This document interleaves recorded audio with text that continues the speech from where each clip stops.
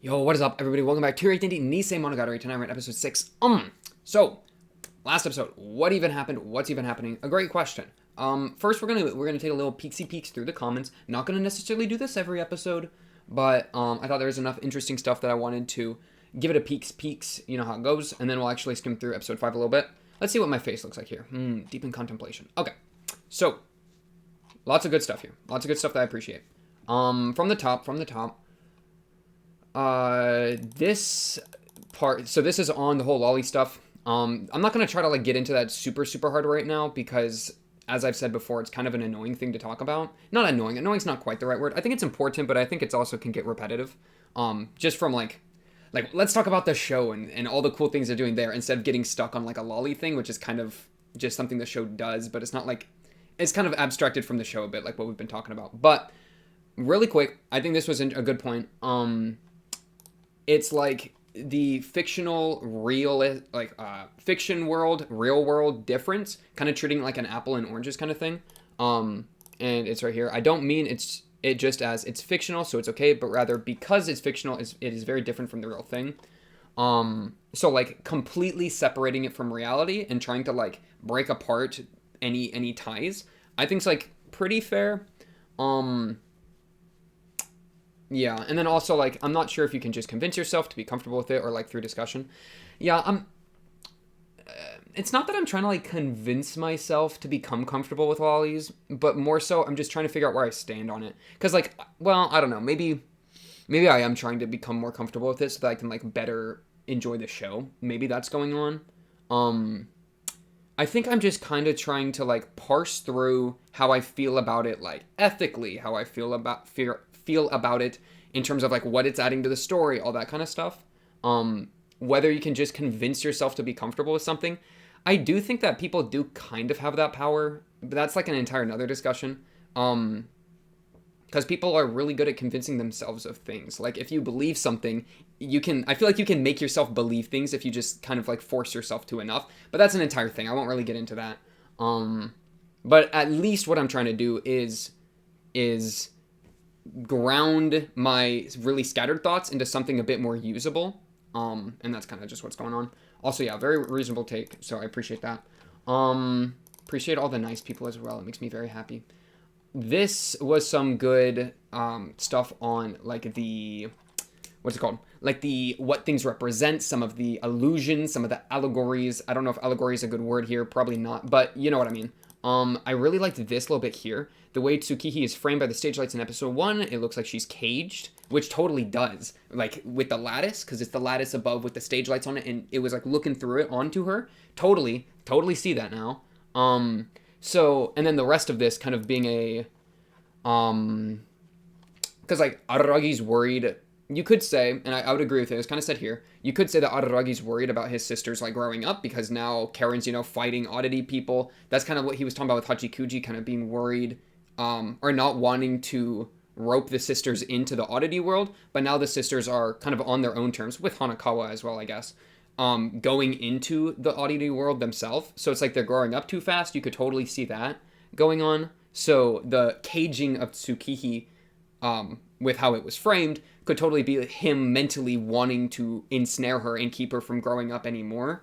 Any focus then, like if with that in mind, any focus on their bodies growing up, such as with last episode with Karen, like talking about her boobs, that suddenly, like, because remember when she talked about her boobs, he instantly shut it down. He said Hanakawa's are bigger, omega lol, and then he wasn't even like getting into his like horny personality or whatever. He just gave it the straight stoic, like no expression, immediate shutdown, which he does sometimes when he's serious, right? So when approached on his sisters growing up, in this case growing up sexually, he immediately shut it down, which is like another great clue in towards this kind of whole thing of him wanting to keep them young. And like, that sounds weird, but you know what I mean, like in this context, right? Keep them young, wow. But yeah, so I really like that idea. I hadn't really thought about like them growing up as being a big part of like this process. Of course, the egg symbology, or however you pronounce that, as well could totally be that, because they're like breaking out of their egg or whatever, which is something he might not be comfortable with, or that I don't think is comfortable with. Him, engaging with Hachikuji obviously is him engaging with Hachikuji instead of his sisters. And in Hachikuji's body, at least, like when she died, she was younger than where his sisters are now, I think, because she's like late elementary school, right? So it's like he's playing with Hachikuji to get those elementary school feelings back, right? Of him playing with his sisters when they were all younger or whatever. So yeah, I think that's a really good point. A lot of really cool like symbology with the egg. This part specifically, which means something is like on the egg, which means something is either about to be born or broken depending on the circumstances. I mean, can't make an omelet without breaking any eggs, But yeah, so there's kind of a question of like, is it the egg breaking and like something's being broken, like their innocence, or is it like the egg broke and from it their womanhood, or whatever you want to say, them growing up is being born, or both, or neither? Wow. But no, yeah, totally a fan for all this. This I really appreciate it as well. Also, yes, the thumbnail. I love the thumbnails. I'll go through this a little bit. So, Bath with Shinobu was the one scene that didn't raise in me any strange feelings. The feelings that I got from it, I was just worried about how other people were seeing the scene. And maybe it's just because, like there's definitely, I don't know.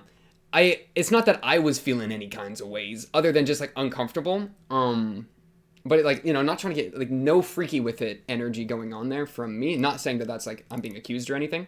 But yeah, I was just kind of worried that other people were maybe taking that, which, the good point here, and I'll just use the TLDR for this, that even if they're never sexualized in the first place, people are still going to sexualize the characters. So it's kind of like an inevitable thing. Yeah, right here. Even if the character is never shown sexually, there will be somebody who's going to see it and even show fan arts that way. So yeah, I agree with that. I mean, Rule 34 is a thing for a reason. Like, everything gets sexualized. I do think that, like, the way Shinobu's being treated with all the nudity has, like, probably increased how much she's sexualized by, like, a pretty substantial amount. But also true, it's going to happen nonetheless. But yeah, so, true, I agree with this. I think that's a good thing to bring up. Oh yeah, and then there's a lot more questionable things that make me uncomfortable. The snake with, Nadeko snake, so that's with, Sengoku. The scene with Hanakawa, and I'm assuming Hanakawa and Araragi, and then just every Hachikuji scene. Because, yeah, those are a lot. It's like that difference between, it's like, Shinobu's scene was very casual nudity, while those scenes were not nearly as nudity-based, right? I mean, like, I'm thinking Sengoku had a little bit of nudity when she was, like, covering her chest or whatever, but those weren't really, like, nudity-based as much as they were sexual energy-based, or, like, sensual, if you want to use that word. So yeah, there's definitely, like, a very clear distinction in how they're doing that, which probably is representative of, like, what Araragi thinks towards those characters. Like, he doesn't, like, I don't know, maybe you could even say that, like, his sexual drives represent, like, a younger him or something, because I'm thinking, like, his sexual drives are attached to Hachikuji, and Hachikuji, I think, represents, like, or, like, is used as replacement for his younger sisters, like, when they were younger, right? Because she's a couple years younger than I think they were, because I think she's late elementary school age. So him being, like, interacting with her sexually is like a, like, that sexual desire is the desire to be able to act with his sisters again. Not even in a sexual way necessarily, maybe. But I don't know how, like, we would patch that onto Hachikuji very well. It's tough because Hachikuji's, like, I don't know. He's so into boobs. It's easy to just say that he just is into it, right? Because he's just like a horn dog, right? And the entire show is, like, pretty sexual. Or, like, has a lot of that energy flowing around. So it can be hard to, like, distinguish if they, like, do they mean it in very specific ways, or is he just brain rotted? Like, horn brain, And I think they mean it in specific ways. It's something I'll have to keep thinking about. Some cool light novel only stuff. Kaiki was in a karaoke room. It was a very cool environment. Did not realize it was supposed to be a karaoke room. But then Karen entered before Hanakawa, like, arrived, and they were supposed to go in together. Like, and that's an example of Karen,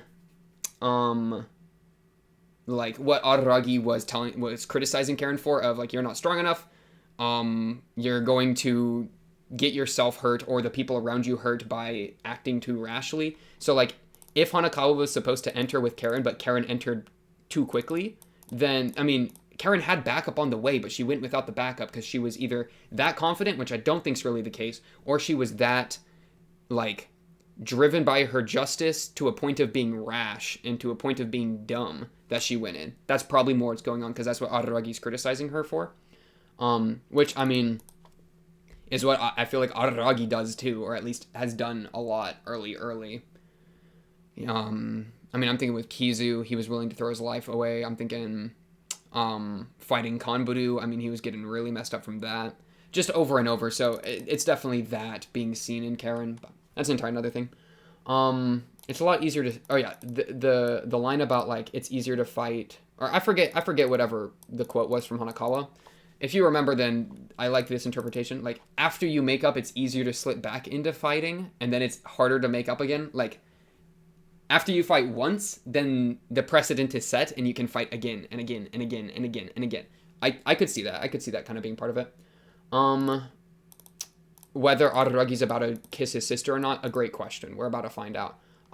If you would see in anime brother and sister or mother or son or whatever kissing, and it is shown without any subtext. I gotta define subtext for myself real quick. And I'm gonna do it on my phone because I don't want to, like, accidentally expose my freaking Google. An underlying and often distinct theme in a piece of writing or conversation. Subtext. You could assume that you could get two different questions from that, but I'll just continue. But I have a question. If you would see anime brother or whatever, and it's shown without any subtext, what would you feel? It's an interesting subject, and I think it's not the last time we are talking about it. True. It's probably going to keep coming up. I mean, obviously, like, incest is looked down upon in many ways. I would definitely be concerned, especially with, like, a mother or a father interacting with, like, somebody that's, like, lower age, because that's, like, or just not even age necessarily is, like, age is definitely part of it, but just power dynamics. So, like, if you have, like, an older brother who's, like, let's say, like, 18, and he's interacting with his younger sister who's, like, 15, then not only is there a huge power dynamic in their ages, right, where, like, he's like last year of high school or whatever, wherever that is, and then she's just walking into high school. I mean, there's a massive amount of development, both in, like, in many things throughout all of high school. So, like, there's the age gap there that's worrying, but then also, as her older brother, what power does the sister have? Like, is she feeling forced into this? Is she, I don't know, has she been, like, groomed at all? Like, how long has this been going on? I mean, it would be worrying. There are, like, really crazy stories I've heard of, like, people that didn't know, like, members of their close family when they were young, and then way down their life, they like, get married to, like, some woman or whatever, or, like, some man or woman or whatever. They get married, and then they reveal, oh shoot, we're actually sisters and brothers or whatever. I've heard stories of that happening, which, I mean, that's just brutal if you ever figured that out, but that would be different, right? Obviously, because it's more the relationship of brother-sister that can be really, really concerning, as opposed to just the blood tie of brother-sister, though the blood tie of brother-sister can be worrying because of, like, genetic defects that would spawn out of that. But that doesn't bother me nearly as much as, like, the relationship between members of a family being used in a bad way to appease, like, sexual things. And that's saying, like, or romantic things, if you don't want to use the word sexual with kissing.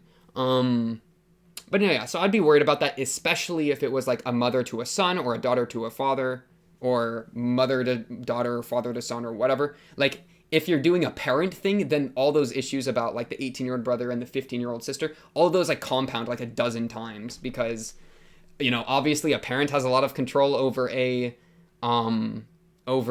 child, and the age difference plus brain development plus L plus ratio. I mean, those are a lot of factors that just compound and make it even more worrying and worrying and worrying. But, like, in our case with Araragi and his sister, it's a bit more, like, he's trying to do it because he's trying to help her. I don't think he's wanting, like he's trying or wanting to get any like sexual gratification out of it. Honestly, he's probably suppressing a lot of those feelings. I had a good talk in the Discord about this with like the male gaze on his sisters. So like how much does he male gaze his sisters? Last time I was kind of saying like Tsukihi maybe a tiny bit, with Karen a decent amount. I've kind of changed my mind and run back on that a little bit. I'll actually wait and talk about that when we actually scroll through the episode. Was there anything else I was trying to say? Story gives you pieces to solve the puzzle, but if you're frustrated because you can't understand yet, then just be patient. You'll get even more pieces as you watch. True. I'm not frustrated. I'm just curious. Maybe it comes off as frustration. I don't know. I'm chilling. I'm having a good time. Maybe some of my like worries and concerns about the Shinobu like nudity that I've like already voiced and kind of voiced a lot.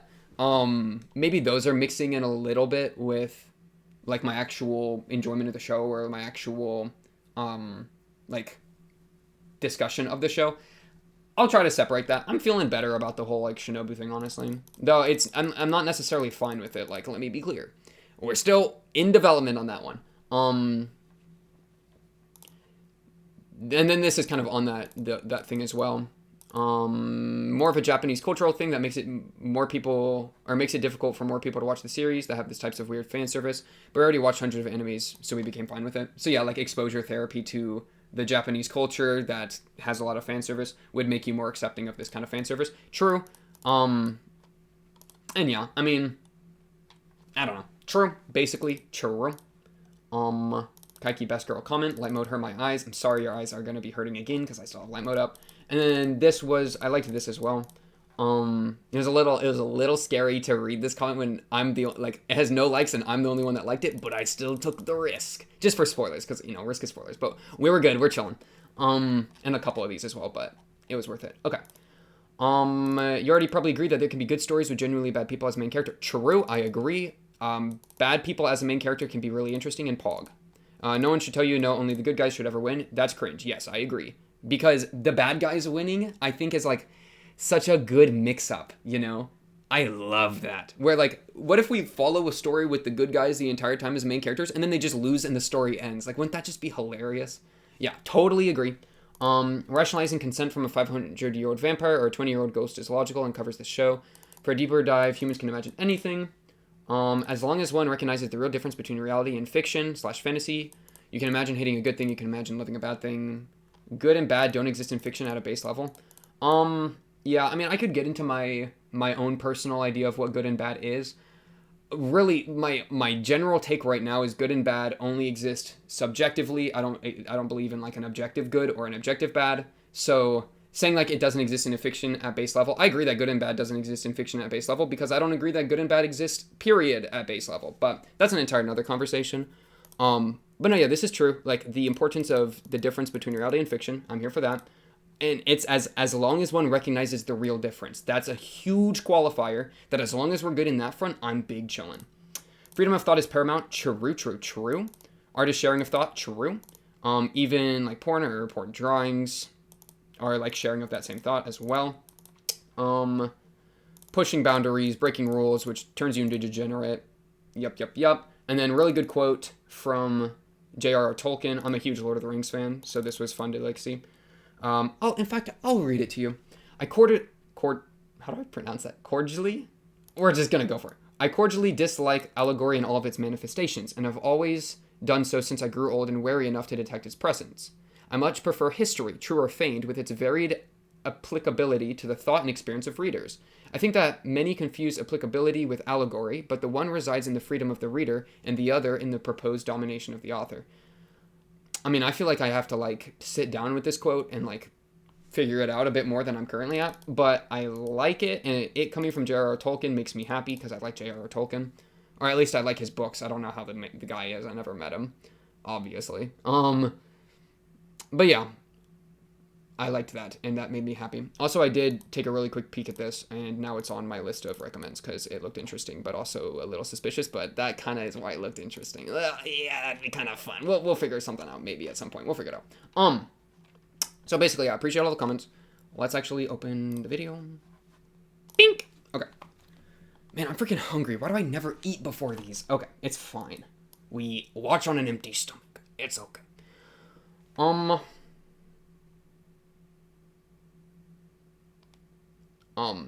yeah, this random, like, scene change. Okay, we're kind of chilling. Oh, yeah, Hanakawa literally sees Araragi's dong. That's good. This apparently is the karaoke room. Oh, yeah, look, new song, artist, song title, recall, duet, sort. This entire thing's a karaoke machine. It all is coming together. Wait, what does he say so it may differ slightly? Explain. Of course, this is just based on what I heard from Tsukihi and Hanakawa. He literally admits in the story. Oh, wow, I didn't like realize this at all. He literally admits in the story that what's being presented to us isn't necessarily accurate because he heard it secondhand. That's hilarious. No wonder this location is so weird. It's because Araragi's literally making it all up. Or not all of it, but like a ton of it up, right? That's funny. Yeah, Kaiki Bankman. I'm no comment on at this point. Get bead Omegalol to Karen. Now Karen's dying of fever. And he robs her and then leaves. Which is hilarious.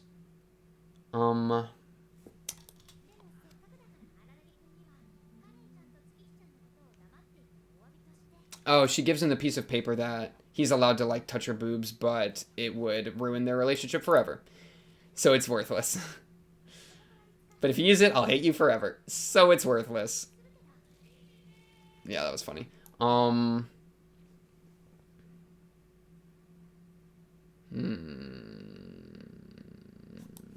me just watch a couple of these clips.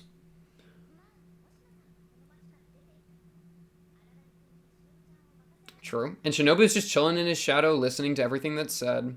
I think he talks to Shinobu at the end of this episode a little bit about the kiss. Or at least how do I get the sickness onto me? Which then ends up being a kiss.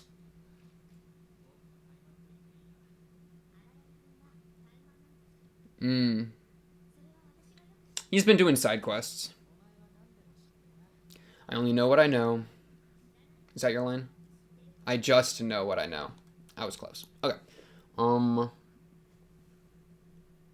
It's good that you're being a brother. What's your advice to him? But don't forget that you're a high school student too.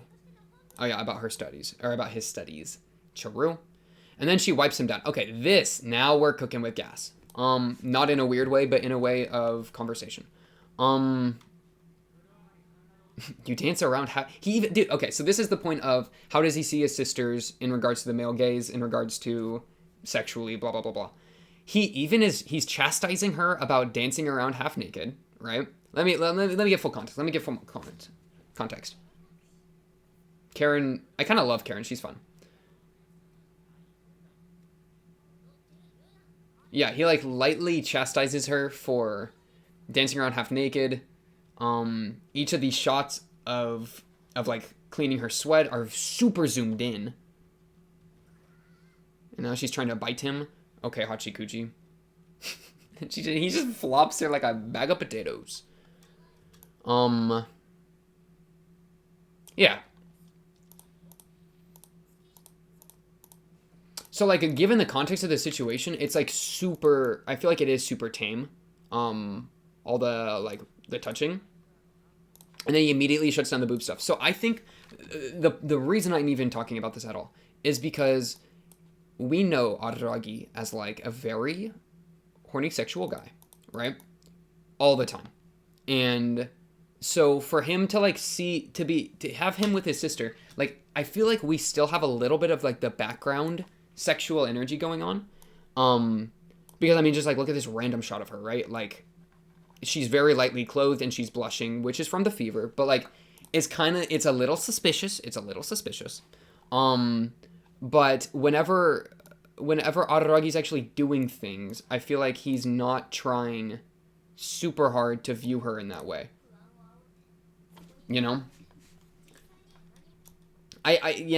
And, like, the egg pin is off, right? Like, we could say that her being lightly clothed is one reason that she's talking so much to him, because, like, clothing kind of obstructs that in the way the shows use clothing.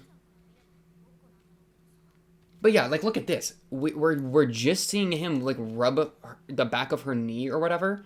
If we zoomed the camera out a little more, then her booty's over here and her feet are over there. Which I mean, at least the booty is definitely would be a sexual object.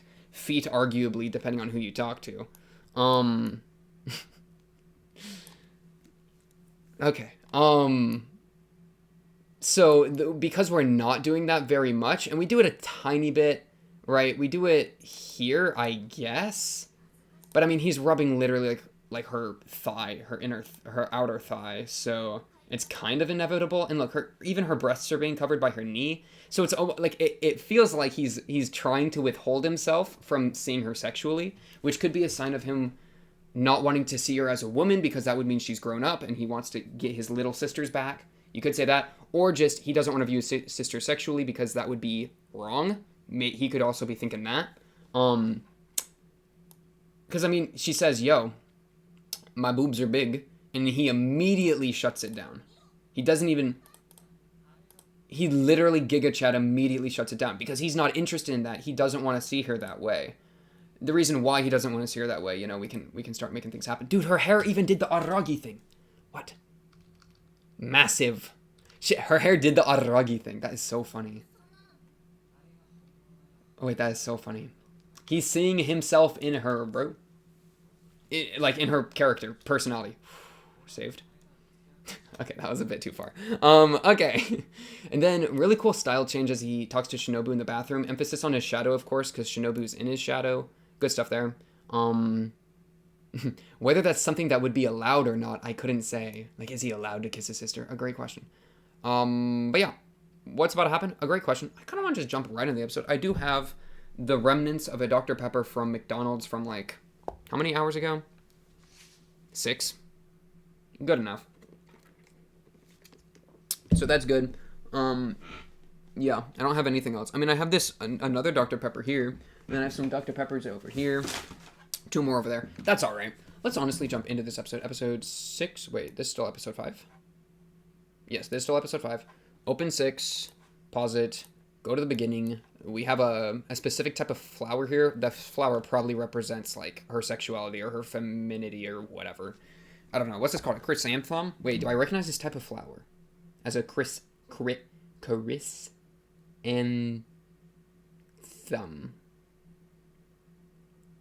Okay.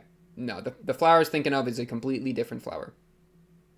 Basically, I don't know my flowers. Okay, let's start this video. Start this episode in 3, 2, 1. BAM!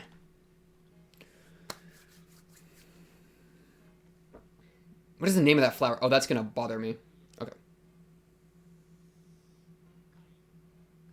He wasn't able to kiss her. All of it? Oh, did he only, like, get half a smooch in before getting shoved off? That'd be funny. He wrote a note and left. Hachikuji! Did you learn? Did you learn? He's learned! Oh, character development. Good job, Araragi. He didn't molest her. A dub. She didn't even screw up his name. Wait. She wanted to get... Oh, wow. This is crazy.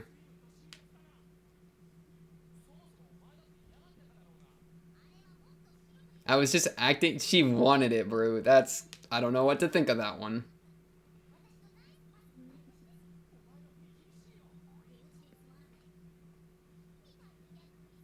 Now the whole joke's wasted. Oh. No. It's so sad.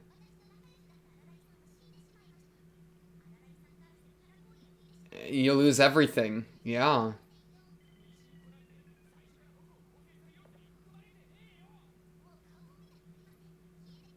This is so sad.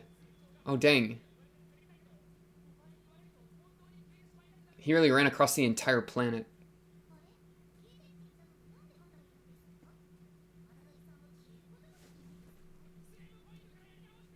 Save point. There's a save crystal. Oh, that's funny. I like the save crystal. True. He learned, man. Character development. Crazy to me.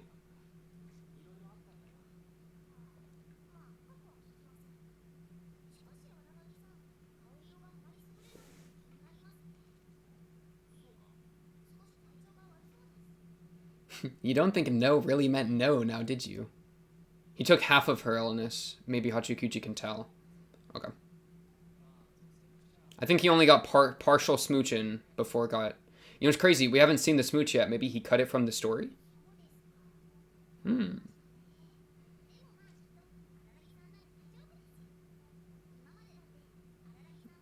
Aw. Thanks for the vote of confidence.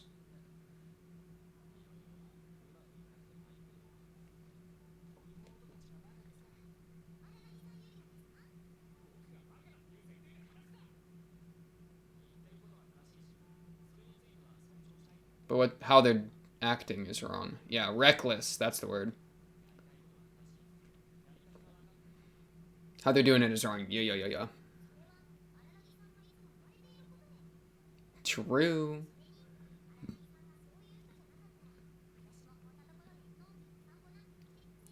Aw.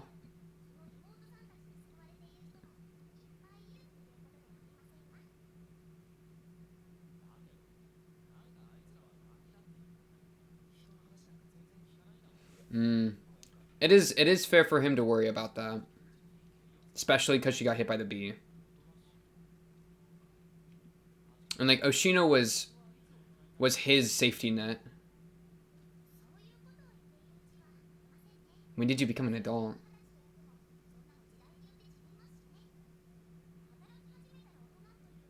So is he gonna be their safety net while they figure out how to be Pog? That's my question. We'll get into it.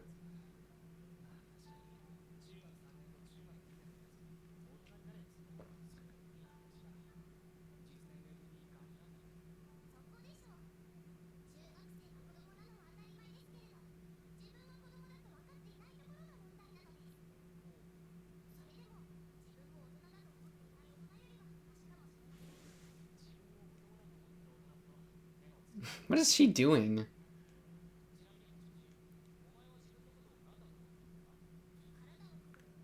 The body... It's confirmed! She said it! Wait, that's Pogged. She straight up said, body of a child and brain of an adult. Wow, she answered my pleas. Do I trust her? We'll figure it out.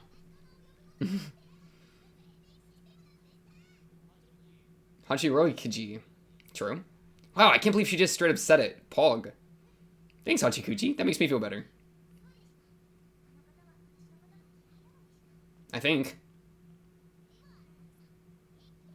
Bye, Hachikuji.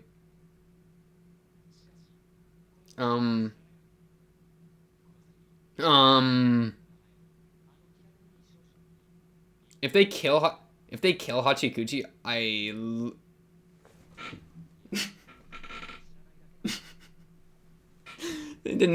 He can't say just kidding to me. That's unfair. That's too far. Wow, I just got so debated by Araragi. That was an incredible feeling.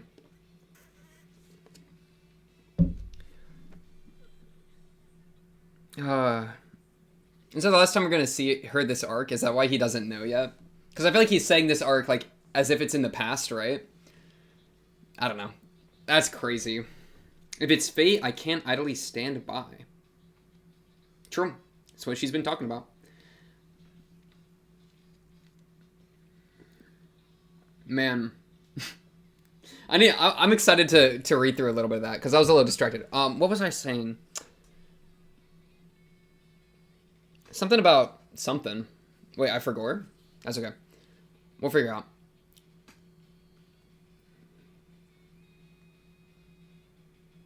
Oh, yeah, because like he was talking about they were specifically talking about like children thinking they're adults, adults thinking they're children, which like trying to figure out what age Araragi thinks of his sisters is like obviously a really big deal.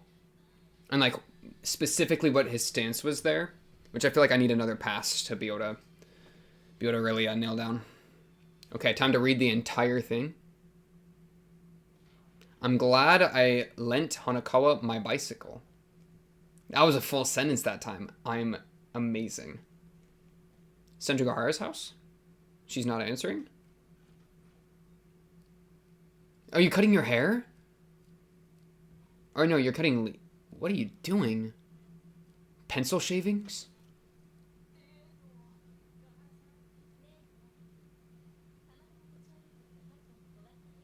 Um... Into a third party. Who's the third party?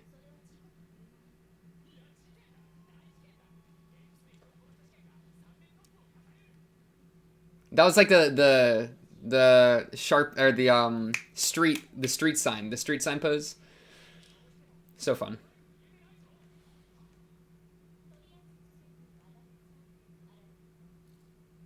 The handcuffs. He feels like he's okay. He was thinking to getting tied up. That's funny.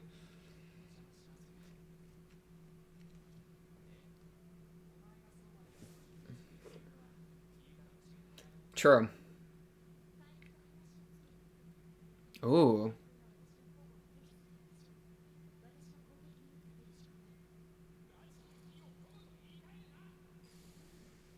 Oh, it formed a perfect house.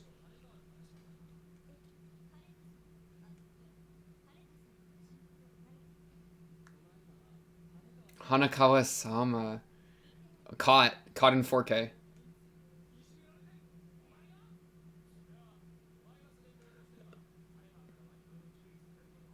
Mmm.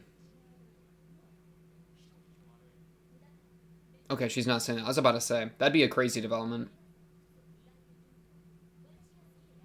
Oh. Hmm. I'm very curious about Senjugahara and Hanakawa, how they're interacting.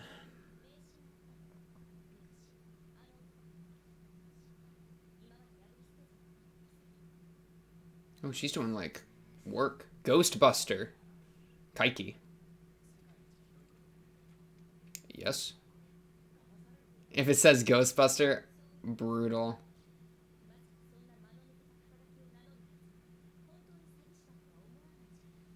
How could he be so stupid to give himself the title Ghostbuster? Fair.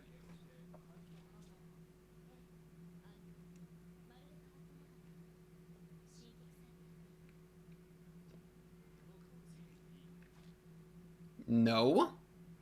Yes. What's your answer? Oh my goodness. She's scary.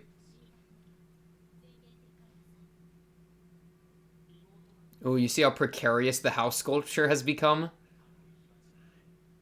Wait, that was some crazy imagery. The house sculpture became super like janky and barely put together in that moment.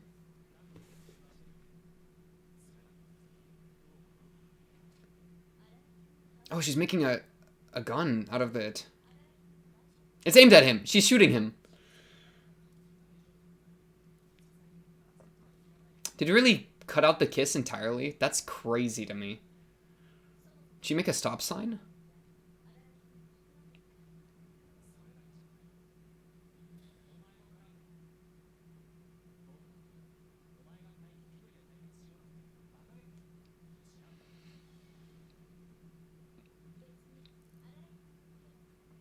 Revenge?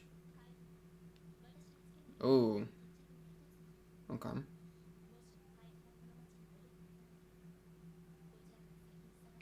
Oh wow. Yeah, I mean there were four other conmen, weren't there? Was there not? Oh, are you just doing it for fun? Yeah, good thing to bring up. Thank you, Aragi.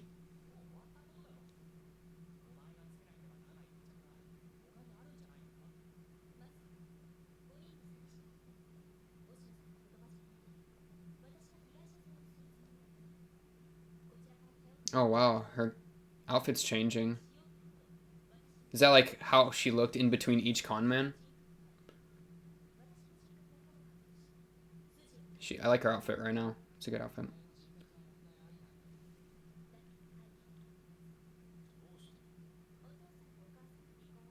Ah, extra baggage. Oh, wow, I like that. Look at them. They're light bulbs. Man, I love that style, too, that they have Senjou in. That, like, gothic fairy tale or whatever you want to call it. So good.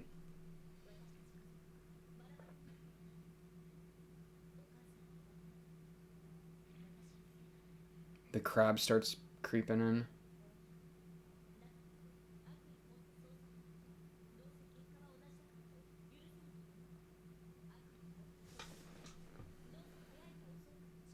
Mmm. I was gonna bring that up. That's a good counter.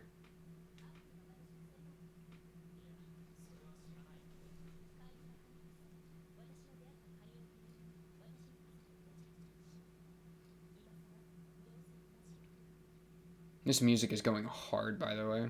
I love piano.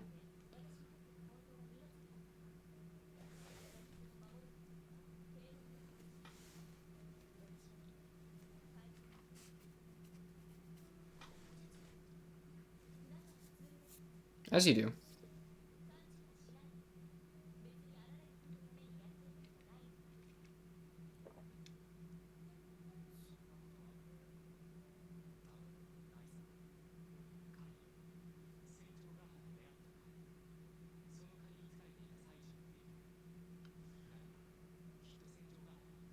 Oh, interesting point. Yeah, it was apathy crab.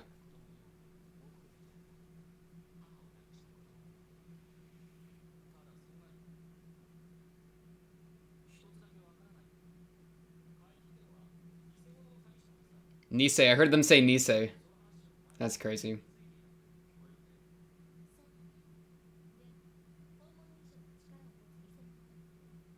Her eyes trembling.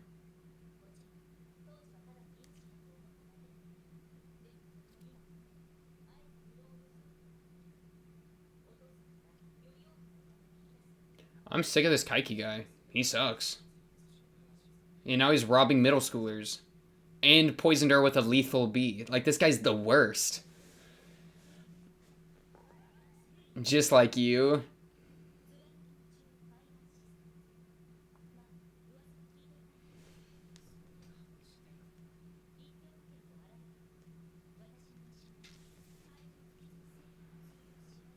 This is fair.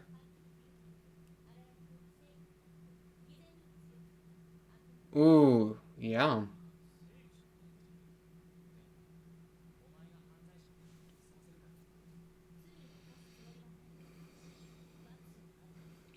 I'm just going to punish him. It's only a crime if you get caught, though.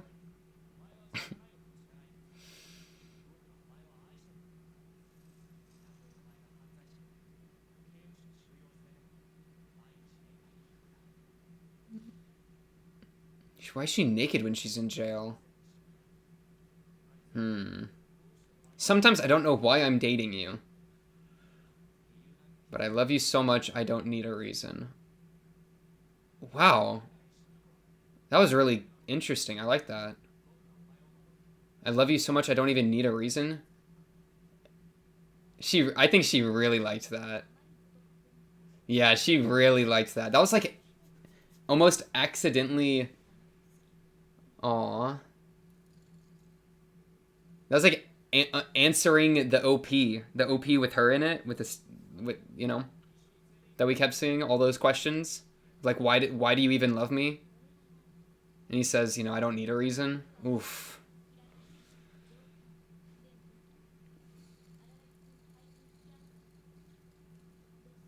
Wow, that was really good. Look at this piano. I'm feeling this show so much right now. Holy.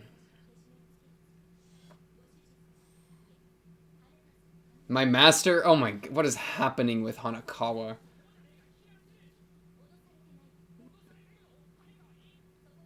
I wonder if he's into it at all. Just a question. He's in a ring.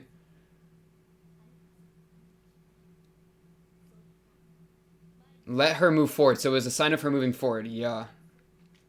The metaphorical cutting of her hair. Good stuff.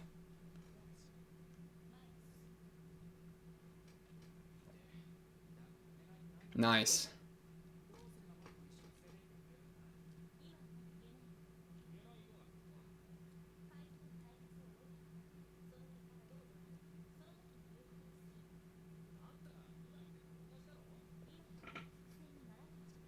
I just got distracted by the music being so good. I just started jamming instead of reading. I'm not even gonna lie. Wait, what are we foreshadowing? His death? Yeah, how does he die? I don't remember that being a gift. There isn't any scene involving a telescope. Okay, dude. Though it is fitting because of the stargazing, right? That's super sweet. That's super sweet. Aw, they're so ride or die. It just takes some, you know. He spat some bars, and that's what got her going.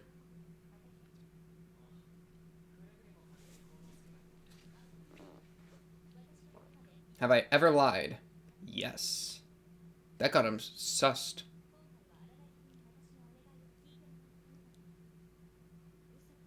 I might lie, but I'll keep my promise.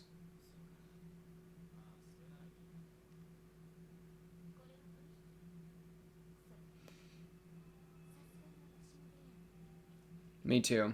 I think I just yawned. I had a tiny mini yawn when she yawned. That's crazy. We need to rest up. Yeah. Vampire byproduct? True.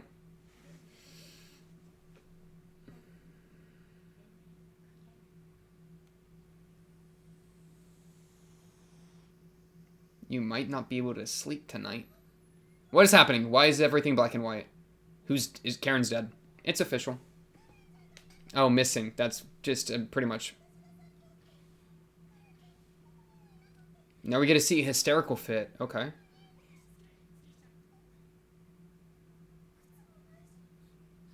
Okay.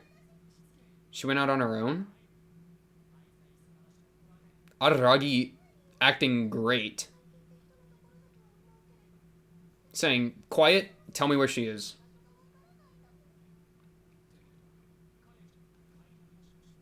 How would she know? Unless Hanakawa forced Senjou to give Hanakawa that information and then she passed it to Karen. That's the best I got.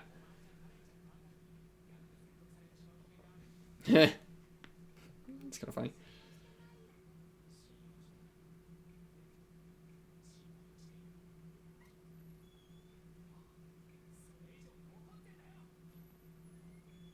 Aw, that's kind of sweet. I don't trust you, but I worry about you. Yeah. And she probably didn't get kidnapped because her shoes are gone, right? And her clothing maybe changed, I think was said. But her shoes been gone specifically, right? Oh, Shinobu, what's up? Can you read my thoughts? She's in his brain, bro. That panic is transmitted to me. Aw, they share each other's panic. That's so sweet.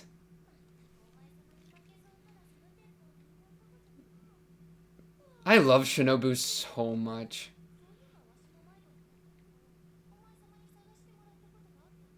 True. That's very nostalgic.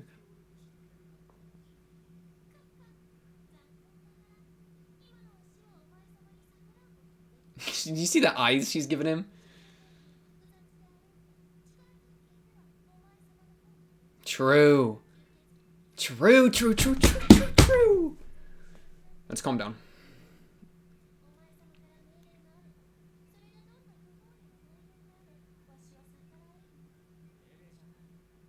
It isn't an order.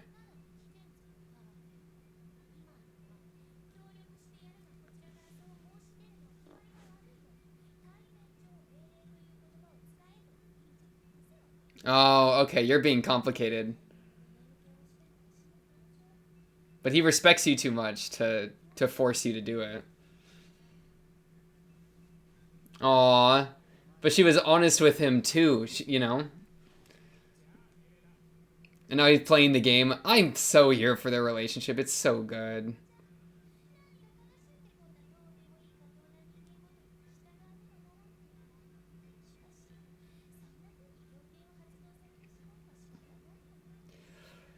Dude, this show is so good.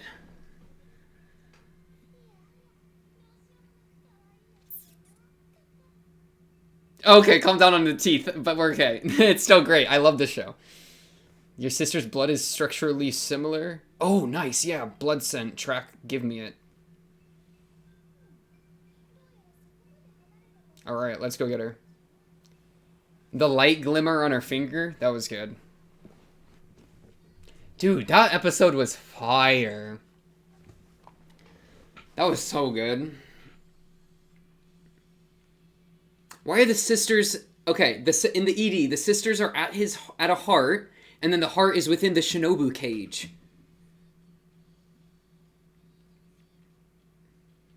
Dude, I wonder if, like, he treats Shinobu at all. Like, while Shinobu's a kid, does he...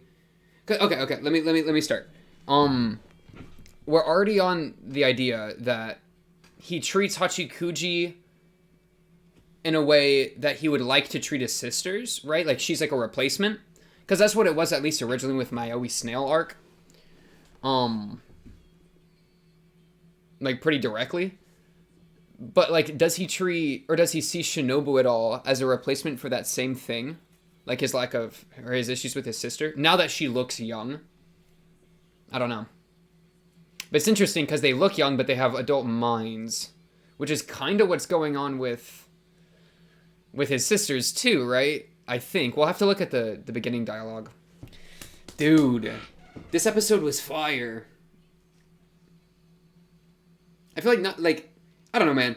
That was just so good. There were, like, multiple parts that I really was feeling. Okay, time for them to go insane for a minute.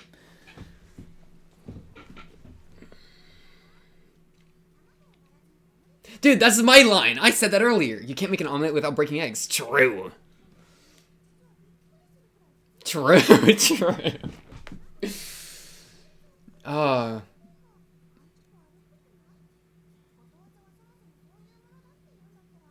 Yeah, I can make proverbs too. Oh, that's so funny. You won't see the sun unless dawn breaks. If you don't do your homework, it won't be done. If you don't go to school, you won't be late. Wait, that's a good one. If I had no brother, I'd be free. Wait, the school one was actually a good proverb. If Karen B doesn't end, there'll be no Tsukihi Phoenix. That's the name of the next arc. Okay. Tsukihi Phoenix. Phoenix is such an interesting word. I'll hold off from going too hard on it. Wait. Okay, wait. So Karen's the sun. And Tsukihi's the moon. And so the moon is going to be a phoenix, which is usually associated for me with the sun, because it's fiery, you know? Like, the phoenix is a very sun thing. It's fiery, it's loud. It occurs during daytime, I would say, right? So it's interesting that Tsukihi will be a phoenix. I'm here for it. I'm here for it. Do they have more lines? One more? No? Give me that school proverb again. If you don't go to school, you won't be late. I like that. I actually like that a lot. Because it's like, people like, dude, I'm not going to talk about that. We got other things to talk about that's more important. What kind of flower? Do not know. We cut out him kissing his sister. Because he did kiss her, I think, a little bit, and then it got cut off, which is why it only half transferred. But we didn't get to watch that, because he didn't want us to see that, because I don't think, he's not comfortable with, like, seeing his sisters sexually. So it gets got from the show, because he's not comfortable with telling us it either. Okay, Araragi, I appreciate that. He doesn't molest Hachikuji, because now he knows what it's like to be molested by Kanburu, right? That direct reference to previous episode. But Hachikuji was actually into it. So she immediately is like, okay, dude, you're Araragi now. Like, they give up the gimmick. They give up all their gimmicks because she was having fun with it and he was having fun with it. Yeah, that's just crazy. She's definitely acting very adult. So, like, her acting more childlike and, like, teehee is definitely a choice she's making, as opposed to just being that way. Which we kind of already were thinking. Like, that's not new news. Wait, what about her snail? It's something called... Oh, it's totally different from her snail. True.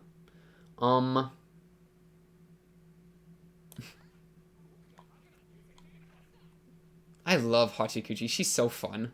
Look at her go. She just drops the bottle and he picks it back up. What does he even do with the bottle? Does the bottle keep being a thing? Oh, he places it again. What's up with the bottle motif? That's kind of random. And she's kind of addressing like some of his hypocrisy.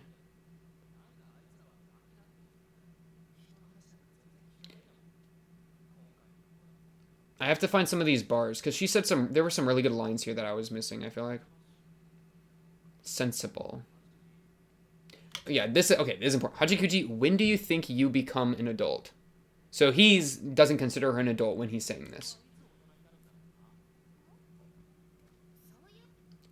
Not when you're still saying things like that. So like when you're not looking, I'll become an adult kind of thing. Okay. In Japan, you officially become an adult at 20. I did not know that. Though that's changed through the era. Yeah.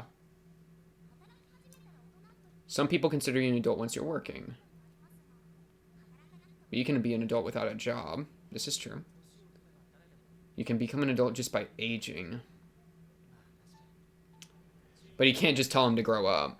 Because, yeah, the worry is right now that, like, some of their, like, childlike recklessness is going to cause them pain and suffering when they're trying to act in justice. So they're still kids, but they're acting like adults. They're doing things that adults do. That's the worry. And so just saying grow up isn't going to work. Because, like, I mean, you could say, like, you could tell them to grow up and make them become adults or more like adults, or you could make them stop acting like an adult as much. You could either, because we have a gap, right? They are kids, they're acting like adults. So you can either make them not kids anymore by growing them up, or you can make them not like an adult anymore and bring that down, right? So this is, I guess, him kind of toying with the growing them up instead of trying to bring them down, because bringing them down is not working.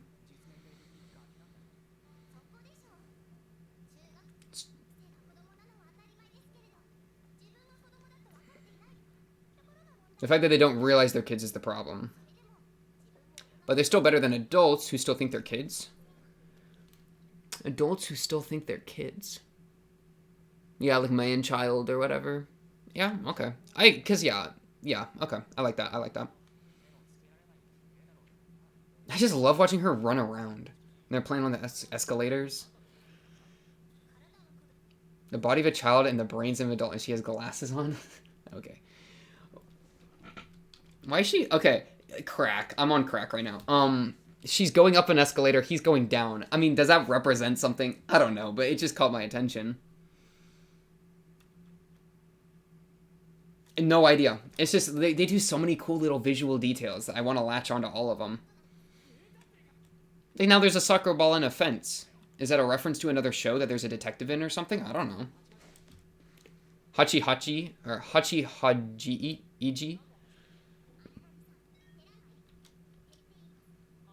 And I think they're doing wordplay here that my poor non-Japanese brain is not able to do.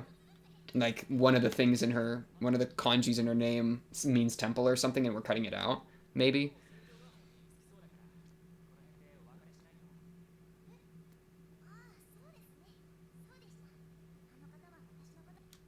She doesn't like me. True. I mean, well, she didn't see you that first time. She was saying that she didn't like Hachikuji back when she was still like full snail mode, but she also didn't. Yeah, I could see them having a bit of a weird thing. Well, I think it's mostly Hachikuji thinks that Senjou doesn't like her, but I don't know if Senjou really cares. I don't think Senjou necessarily has a take. I don't know. And then he trolls me. I didn't know what would happen to her. Maybe he's like toying with his worry about his sisters, so he's like projecting it onto Hachikuji and then just says, just kidding, I have no idea. He's trolling. Honestly, I have no idea what will happen. It's so cool to like see him admit that he doesn't know what's going to happen here. That's interesting. And then they go to the OP. Crazy. Yeah, so this makes me feel better again. Because we at this point, did I just skip ahead? No, we're still on 6. I thought I just moved to episode 7. Up to this point, we didn't really have a, wait, I'm confused. Is this the periodic table behind him? like his chemical composition. I see Fe, which is iron, and then like a bunch of other things. Okay, random.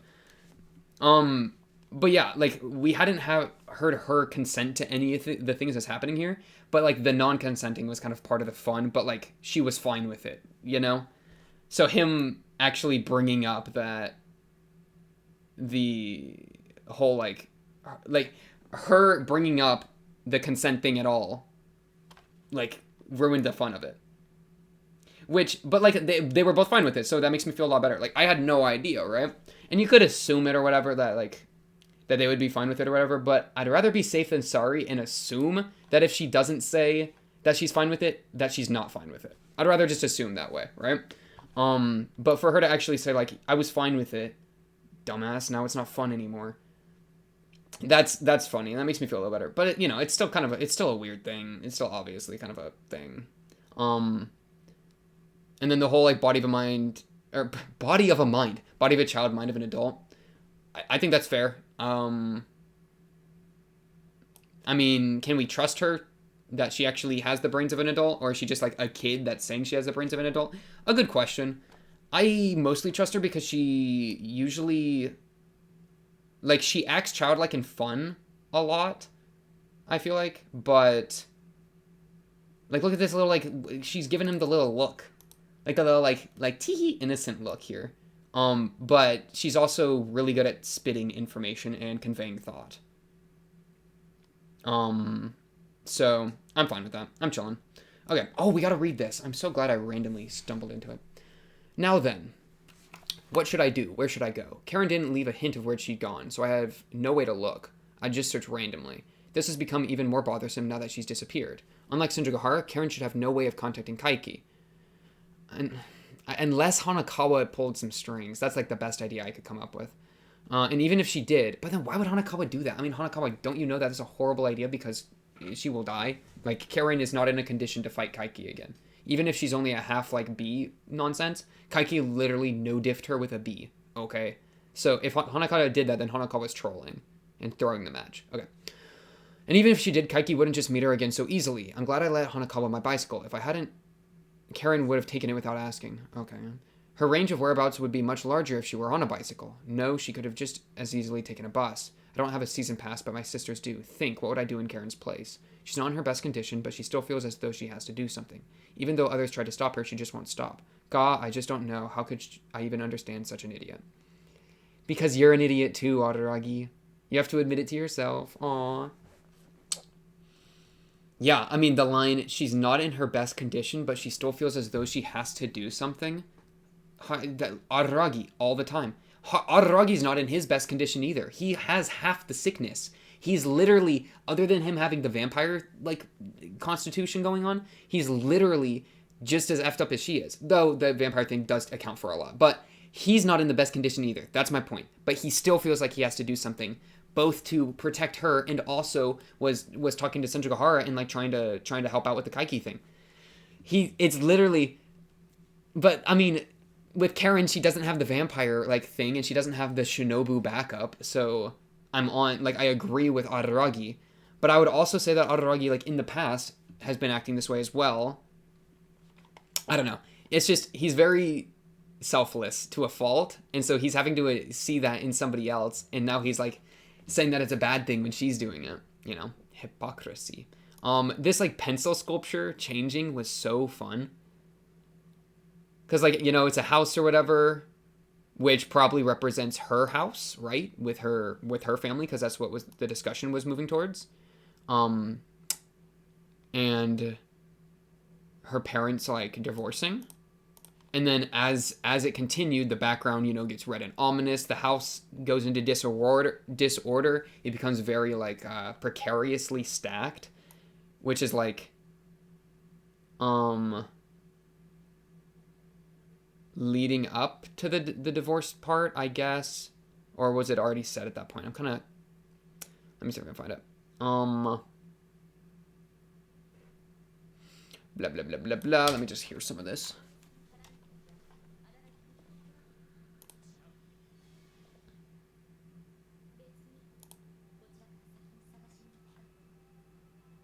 Hello, subtitles. Oh yeah, I'd have gone looking for him. Man, and I love how like she changes outfits as she walks between these office supplies, and it's one, two, three, four, and then five with this pink here. These are like the five con men. And then she's finally her, right? And she still has no eyes because this is before she's met Oshino and gotten cured. So good.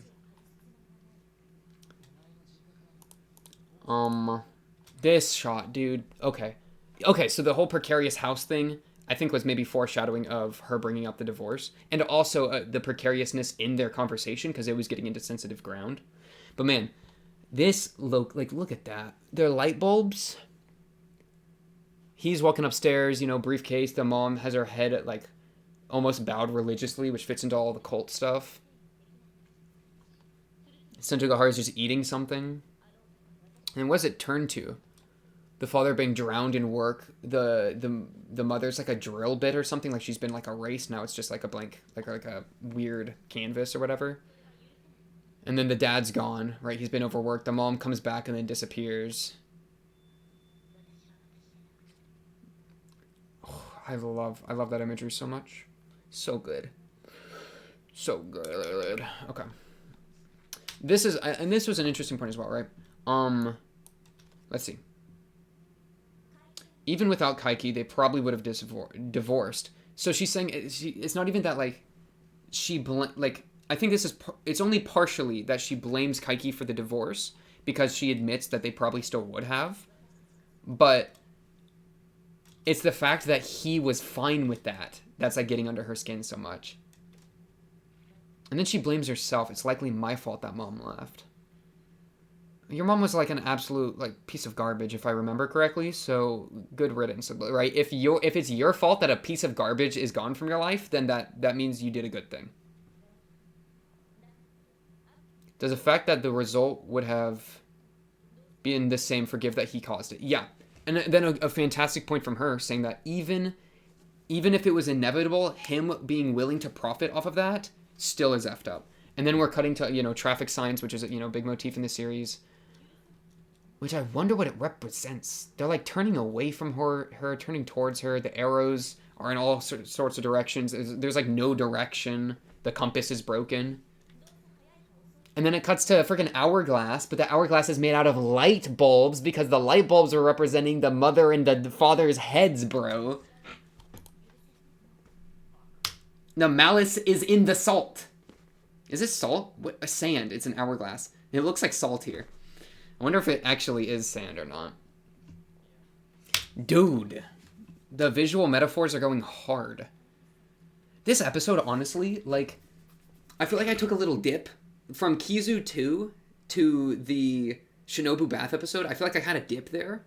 But this episode is like, I'm back in action. This is totally what I'm feeling. This is like where the show's, I feel like, kind of at its peak, where it's doing all these really cool visual metaphors that you can really read into. It's doing their kind of fun relationship beats, with Hachikuji and Araragi. Like, I really like some of the relationships they have between the characters. There's like bars being spit every once in a while. Like, that's what I'm here for, man. Like, I can all the like lolly stuff or the fan service stuff, like, it's something that I've kind of been learning to deal with. But man, this kind of stuff, some good stuff. Because yeah, and the fan service stuff, like, feels reductive to say in like this type of story. Because honestly, like, I feel like most of the nudity has had purpose. It's just kind of a question of, is it gratuitous or not? But we've talked that to death a bit, so we won't worry about that right now. All for money. It's too late to say this, but makes no difference. And then the sand stops in the hourglass. I'd also like that, like, he confronts her when she says, you were just a secondary concern. He says that's not true, right? Kind of like saying that she doesn't have a monopoly on malice. So I'd soon aid. Funny. And then the cicada leaves. What does cicadas mean, bro? I know cicadas are like a thing. I remember cicadas back in Evangelion. I need to rewatch Evangelion, low-key. Okay.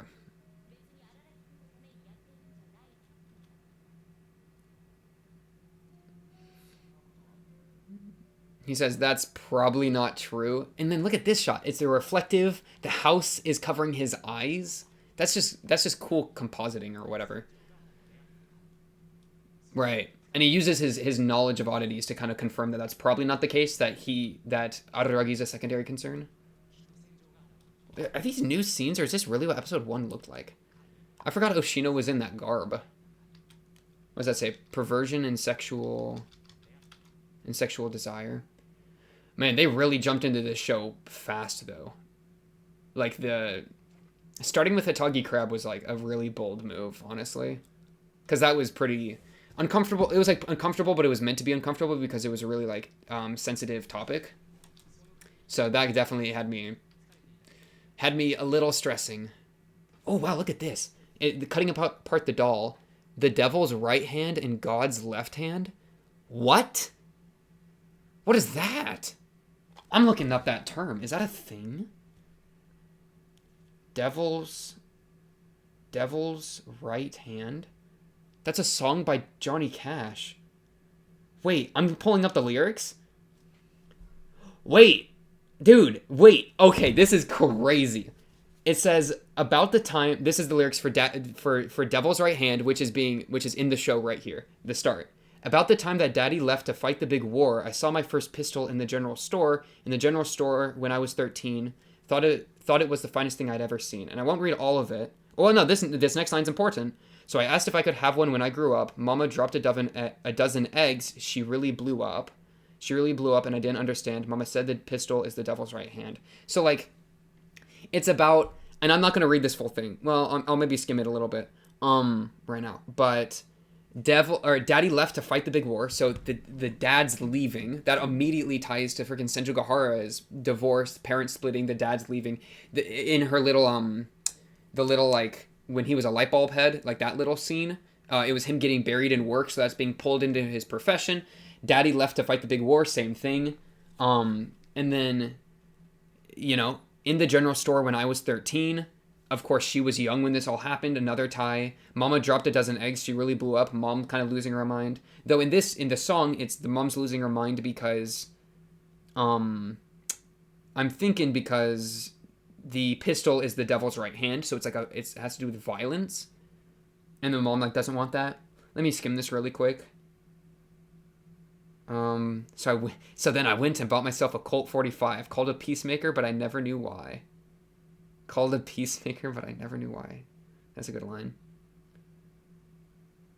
While I got into a card game in a company town, caught a minor cheating, I shot the dog down, watched the dog fall, never touched his holster, never had a chance to draw. So without honor, he kills him. And then he pleads not guilty, saying, nothing touched the trigger but the devil's right hand. Whoo! So the devil's right hand becomes his right hand. Wow! That's totally intentional. That's crazy connection. Okay, God's left hand, is that a thing? Oh, there's a movie. Wait, this is like an entire thing. So the Johnny Cash thing might not even be the connection. It could be. It felt very one-to-one. But just God's left hand, devil's right hand is like an entire thing. I mean, it's a horror fantasy movie. Oh wow, this looks crazy. Oh, it's like body horror. Oh, it's horrible. Ah! The manga's horrifying. Wait, I kind of want to watch this. Wait. No, I probably shouldn't watch this. Definitely not on YouTube. It has 4 reviews on, like, Amazon. Oh, no, wait. A girl, Asuka Shibuya, tries to save her brother from a murderer who haunts his visions. That's the synopsis for God's Left Hand, Devil's Right Hand in 2006. So this might have come out afterwards. Interesting, though. What's that? What's the meaning? Okay, I'm going to look. I'll get off this tangent in a second here. I want to see if God's left hand brings me anywhere. What about the left hand of God? From thywordIstruth.com. I've been studying about the right hand of God. Can you speak more about the left hand of God? The answer. Scripture contains little about God's left hand. More is said about his right hand. The Latin word for left-handed means sinister. Yeah, it's interesting to me that God's hand is the left hand in this, in Monogatari here. It was an advantage in battle, although the left side was often opposed to the right. Oh, this is really long. Let me skim this. Referring to the right... Biblical phrases referring to the right hand reflect a widespread human cultural attitude, namely the recognition that for most people, the right hand is both stronger and more adept than the left, and is the hand which with many tasks are instinctively undertaken. Has often been the case that left-handedness is regarded as odd, undesirable, and even antisocial. Hence the view embodied in the word sinister, Latin for left hand. Wow, this is so interesting. Okay. This is something that I'll probably have to read through a bit more in my own time, so I don't get too distracted and just end up reading for like 10 minutes. Dude, and in one frame of the show, there's that much to dig. It's so good. What happens in his feet here? Oh, it just says crab. Yeah. And this just shows that Araragi's like oddity knowledge is out of control. This episode is so good. I'm overcome with how good this episode is. So good. Man, and then this little bit here, Senjou, you might not know this, but I love you. Because remember, and I said this, and this is I think my favorite part of this episode in the in like episode 1 of Nisemonogatari, or whenever they've done it, when the OP has been Senjou, it's been like her, I feel like, worried about their relationship, because, and she even asked the question in the OP, like, why is it that you love me, or something like that. And then he literally, where's your line, my sweet Araragi? He says, sometimes I don't know why I'm dating you, which probably got her like worried, because that's what she's been stressing about. And then it cuts to her POV. Be careful with fire. One match can start a fire. But I love you so much, I don't need a reason. And we see his eye, right? Like his eyes aren't obscured or anything. It's just straight through to her. And obviously it hits her like a truck, because we get this entire shot of her, like mouth slightly agape and everything. So good. This is prime Araragi material too. This has been prime Araragi episode. And then she straight up says like, oh no, you're so manly. Good thing I'm a woman so I can love you for it. That's what she says, right? I'm glad I'm a woman because I can love you. And then she pushes the tower down. She doesn't need a reason anymore. She doesn't need the tower anymore. She can push it all apart. So good. Dude, and then we get banger Shinobu dialogue in this episode too. Bars. Also, she did say, like, let me just be clear. She says, I'm so glad I'm a woman so that I can love you. You could love him if you were a man too. Perfectly fine. Let me just be clear. Both in friendship and romance. You know what I'm saying? You know what I'm saying. But yeah. And then this piano music goes hard. There's like bum bum bum bum bum bum bum bum. Yes, sir. Okay.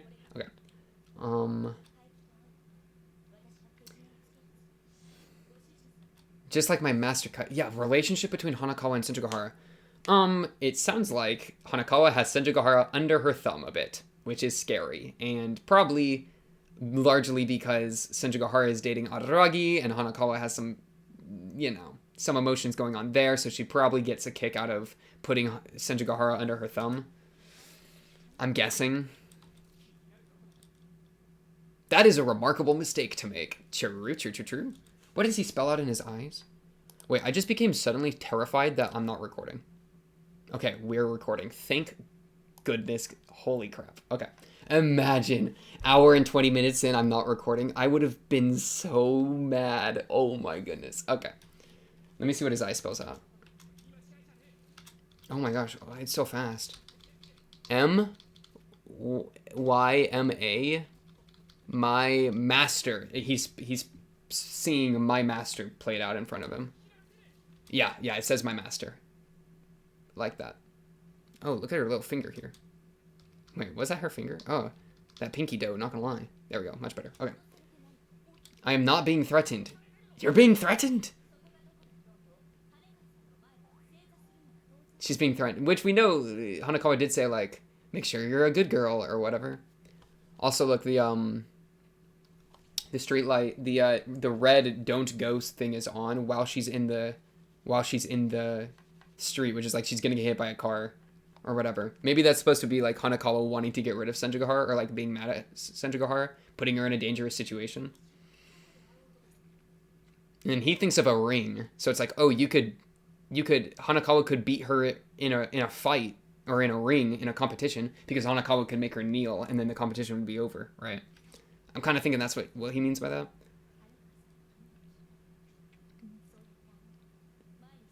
And then cool comparison between like cutting hair is letting Hanakawa move forward, and then cutting Kaiki apart is what is letting Senjou move forward.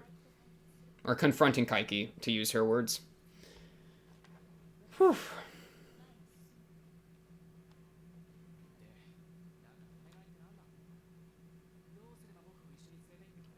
What must I do for you to take me with you?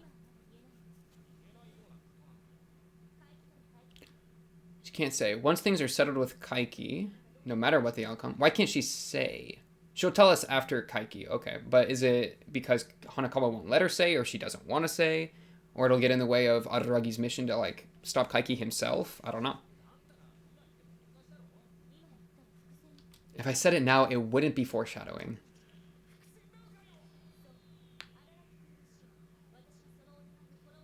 Oh, and then she starts to say, okay, you're gonna die. I'm gonna spend the rest of my life alone. Everything's sad. I'm regretting everything. Yeah, it's foreshadowing his death by not telling him. Okay, funny. The telescope. Did we ever... I feel like we've seen a telescope. There's a telescope in his room, right?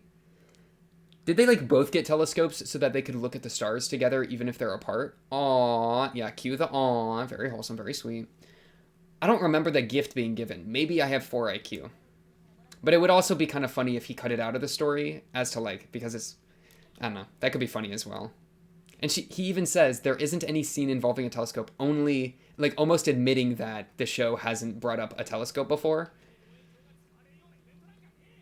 That's kind of what that feels like. I also love this shot of him with the telescope in his face. So good. Okay, so he's gonna do whatever the mystery is to let them team up. Aw. So she's got some sort of favor on him, like some mysterious thing that I promised I'd meet him at 5 p.m. 5 p.m. Come back in the early evening then. So okay, so I think it's pretty early in the day. Yeah, because he woke up, talked with Hachikuji, came here, right? So I think it's pretty early in the day. And there's a planned meeting at 5, which means they were going to meet a little before 5. Oh, why did it just do that? I'm going to have to cut that out. Or it's not like I have to cut that out. It's just, it went to Google Chrome randomly. Oh, because I clicked personality, so it defined personality for me. Thank you, pot player. Okay. I just don't want to expose my Google. I don't even know what's it. I don't know what gets pulled up on my screen. Like, what if I get exposed? I don't even know if there's anything to expose. Okay. Besides the point. So yeah, there's some time before their supposed meeting. Karen has left, maybe to go find him already, which would be pretty dumb of her, but yeah, Tsukihi's panicking. Then this. I really like this as well. Shinobu pulls up.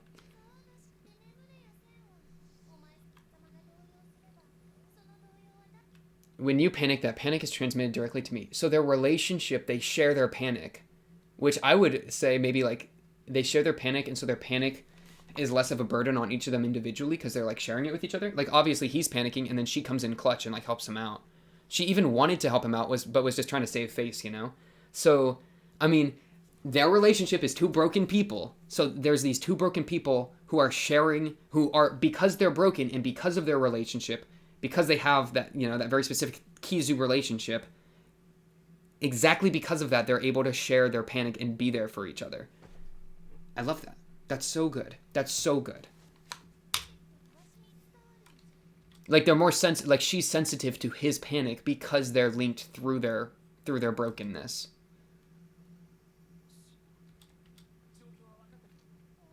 Maybe she didn't call it. Maybe Araragi didn't call her a friend because he doesn't view her as a friend, but as something like even closer and like more intimate, but not necessarily like not in a sexual way. Maybe because remember he like listed his 5 friends, and she wasn't one of them. Still kind of thinking about that. Or it could be because of the strain in their relationship. But man, I feel like they're closer. They're like closer than friends. Maybe they're like closer than friends and farther than friends, like in different ways.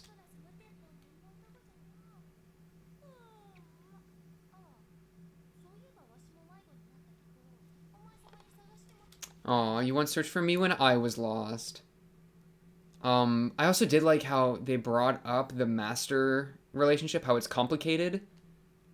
Because it is. That's so true. That's exactly what I've been saying. But then she explains to him, okay, wait, yeah. I'm not in a position to refuse any request you make.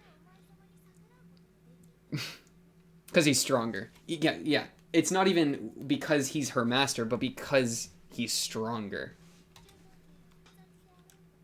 Because she's jokingly called him master before, you know? But it's been like a teasing, joking thing, like in the bath. And so she like brings up and says like, yeah, I'm like, it's like she's kind of proving that she meant it as a teasing, joking thing by saying that it's a complicated whether who's the master here. But she also admits he's stronger, which maybe she's not even saying he's stronger, but just this is part of her giving or saving face. Though he's definitely got the power in the relationship because she's bound to him, as opposed to him being bound to her. She's bound to him, and he's the one that could kill her and doesn't want to, and he's the one that just drained her blood. So it probably is the case that he's stronger in most ways that you would compare him. But she's got them better vampire abilities, you know, because she actually knows how to use them. So, I don't know. The bonds of a vampire are bonds of the soul. Music was crazy this episode, too. Holy crap, what's that? Violin? I almost just said piano, mixing violin and piano.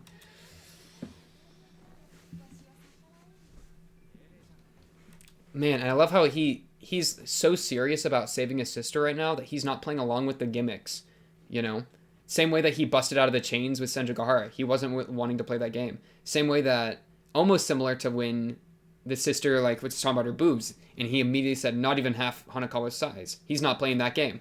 Shinobu here is, like, trying to play a little save the face game, you know, all that, and he says it isn't in order. Like, he's not playing with it because he's so serious to go help his sisters.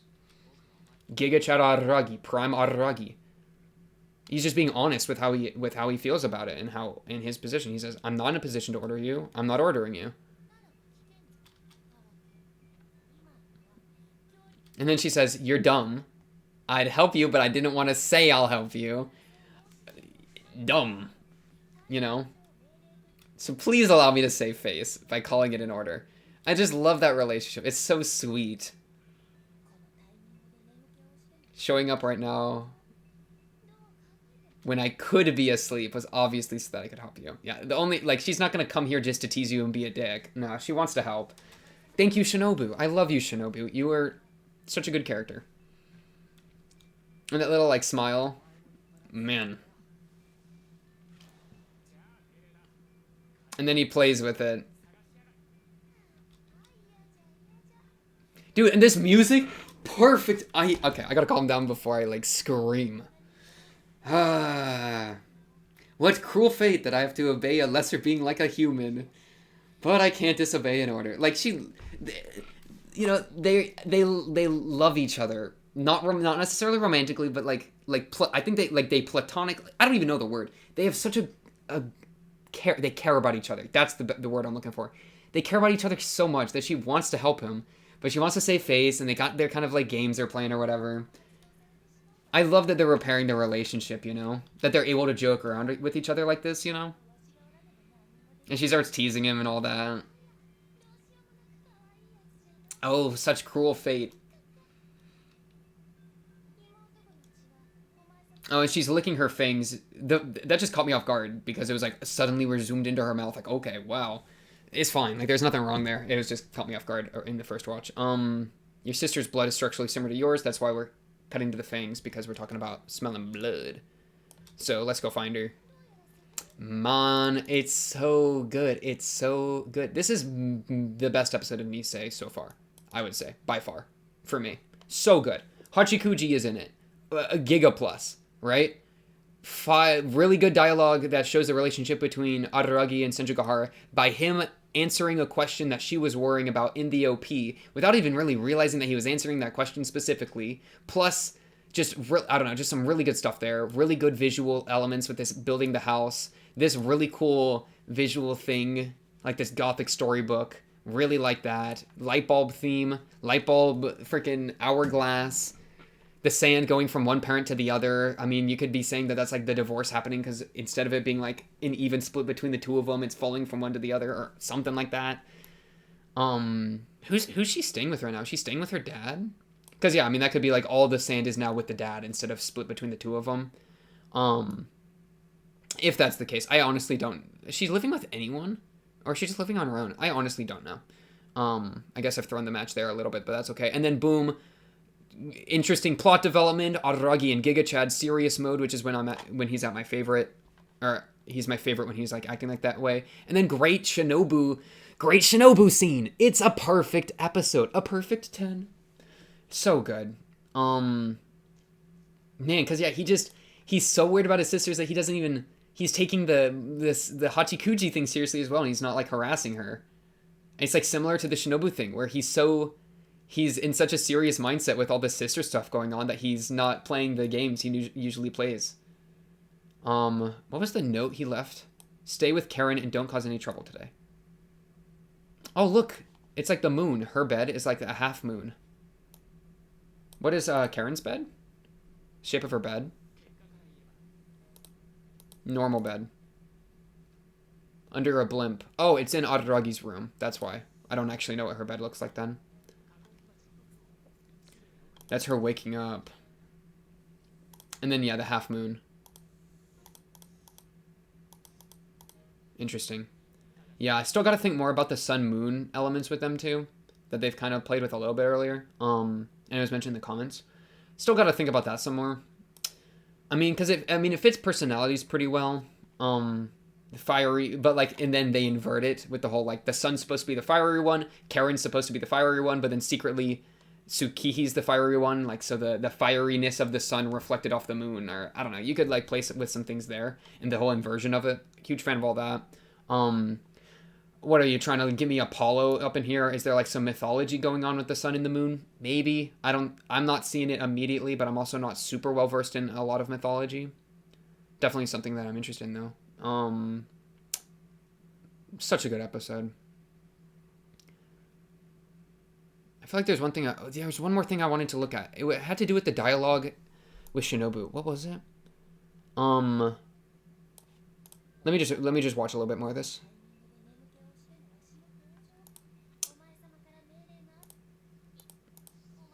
Such a good scene. This music was so good with the two of them. And the cicadas going in the background. I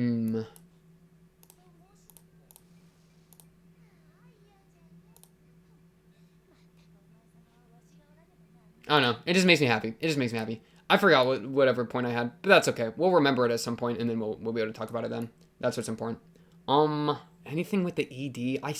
They played the sun moon thing a little bit here with the colors of Karen and Tsukihi, because she's yellow. Oh, but then she turns blue and pink. Maybe I'm crazy.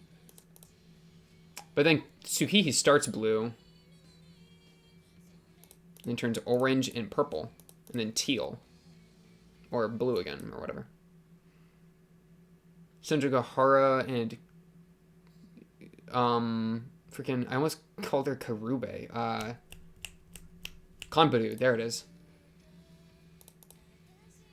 She's like rubbing Kanburu's stomach. I've never noticed that.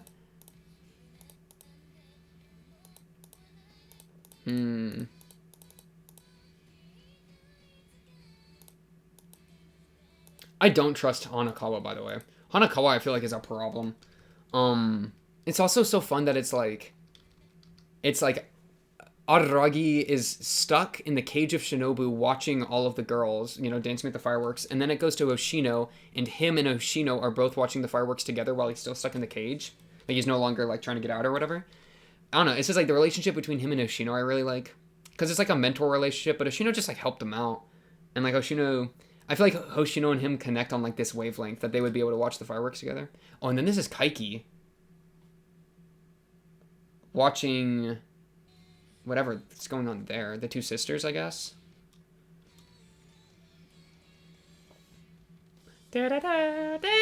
Oh, there's the sun. The sun's in her silhouette now. So we'll probably cut to Tsukihi and see the moon? No, that looks kind of sunnish. I don't know. Or maybe that was Karen again. Maybe I'm losing my mind. Always a possibility. I also love, like, there's such an emphasis on, like, to make you understand how I feel. That was, like, a thing in ED1 as well. Or Bake's ED, I should say. So good. This show is so good. I love this show. Honestly, that's all I really got to say about this episode. Episode 6 of Nisemonogatari. I'm hungry and I want to go eat food. That's really where I'm at. But yeah, episode 6, really good. I think my favorite of Nisei up to this point, and one of the best of, like, the series for me. I really liked this episode. On to the next, episode 7. Probably finishing, because if we got Tsukiki Phoenix coming on, then next episode's probably finishing Karen B, and then we deal with Tsukiki Phoenix. Though we could still be dealing with Kaiki, right? Because if we cure the Karen B somehow, like, that doesn't mean Kaiki's gone. We're just having to track down Karen and figure her out. So maybe episodes like 8, 9, 10, 11 will be Tsukiki Phoenix, but still having to do with Kaiki. I mean, Phoenix is, like, rising again, right? There's a ton of, like, stuff going on with Phoenix. Rebirth, all that. So maybe something happens and she has a rebirth against Kaiki or something. Who freaking knows? Should be exciting, though. On to the next. If, of course, you made it this far into the episode, I do appreciate it. Not that many people do. You know, I got the analytics 8%, 7%, whatever it is. Do appreciate you for being here. That's very pog, basically. Of course, if you like the video, subscribe. If you're new, blah, blah, blah. I really do appreciate it. Comment below if you have anything to say. I try to read most of the comments, as long as they're not spoilers, though I trust y'all mostly. And then, of course, if you're trying to talk to me, Discord's usually the best way to do it. That's where you can contact me the best. But until then, until the next episode, appreciate you for being here. I'll be seeing you then. Peace. Do I even bring up the Fopta shirt? I don't think I will. Don't judge me.